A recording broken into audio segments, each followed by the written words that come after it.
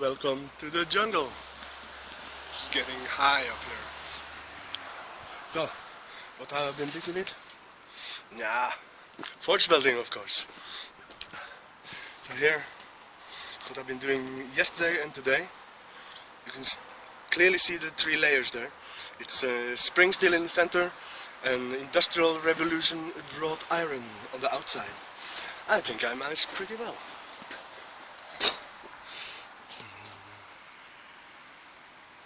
And I'm struggling with this car axle mandril, hammer drift.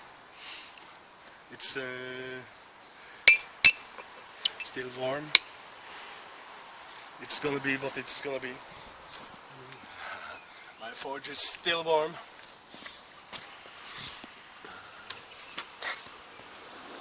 I can probably still do a couple of hammer blows today, but yeah, with my high-tech air control system, I'm just gonna shut off for the day. So, that's what we are doing today. Have a nice day.